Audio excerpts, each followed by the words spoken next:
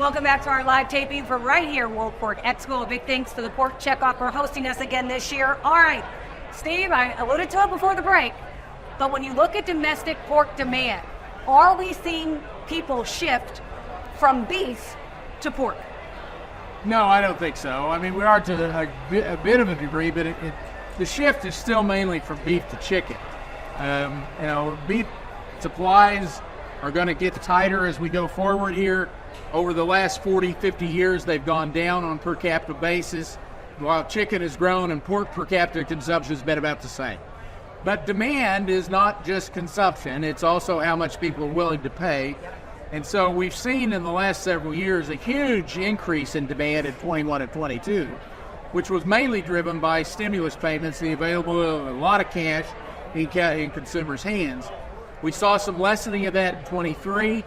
It's been kind of back and forth. We've seen a bit of a slump in consumer level demand in the United States for pork so far in 2024. My forecast for April says that improves a bit.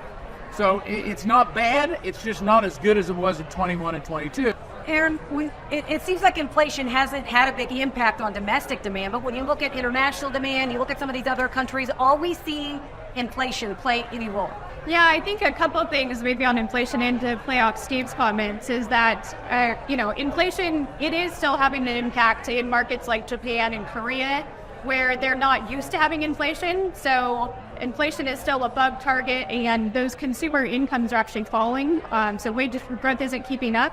And we see our price discount maybe to domestic narrowing up a bit. But I think we also have to keep in perspective the beef supply situation globally. So we know that U.S. beef production is going to decline even more next year, and possibly even the next year as we finally rebuild the herd. So when we talk about globally needing that red meat, there isn't really a substitute for U.S. grain-fed beef. So as USMEF, the pork opportunities, again, to fill that red meat need, we're seeing those menus maybe add a pork item. Maybe adding a butt to a Korean barbecue menu, maybe adding pork tongue to the yakiniku menu. And so those restaurants and those retailers are looking to control costs in adding pork items. So there is some play there. And so again, with the inflationary consumer, trying to be mindful of those costs and managing accordingly.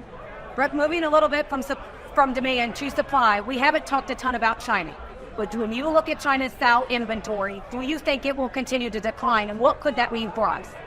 Yeah, China's interesting because, one, it is the largest hog supply in the world. And number two, no one on earth knows how many pigs there are in China. Not me, not you, not the Chinese, no one. And so it's kind of that ultimate riddle for us in the pork sector. But China has been through what has become their longest extended hog cycle, a major downturn, and so losses have accrued at a level we have not seen before in China. Typically that leads to liquidation, right? And it's the same golden rule in China as it is here. When you lose money long enough, you liquidate. And so China is just coming out of the end of that cycle. We've seen the Chinese hog prices jump. I think they're up 28% over the last month. And so Chinese hog prices are starting to turn higher. The reality is, though, for them to turn to the global markets, those prices have to go much, much higher. And so with my forecast, I don't really have much action dialed in for China this year, but it's definitely something to keep an eye on as we go into 2025. Okay, that's China's prices. Steve, real quick, end on this.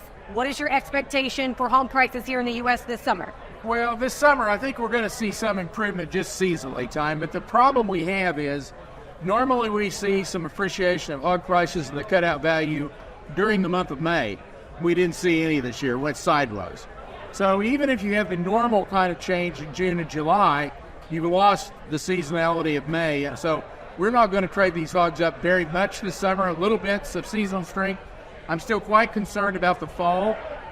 We have not cut supplies. We lost a lot of money last year, but we have not reduced supplies. And we're losing some packing capacity with the Perry, Iowa plant closing at the end of the month. And so we're going to be pretty tight for that. So spot hog prices are going to be pretty soft. We're hoping that wholesale demand can stay strong enough to keep that cutout value. I still got the cutout value up in the 106, 108 range for the peak this summer. That's lower than it was a year ago, though. So somewhat better. The problem is our costs have not waned very much, and we're still going to be right around break even for the year in my profit loss model. Well, I appreciate you all being here. Thank you for joining us for World Pork Expo. All right, we need to take a quick break, and then we'll be right back on U.S. Farm Report.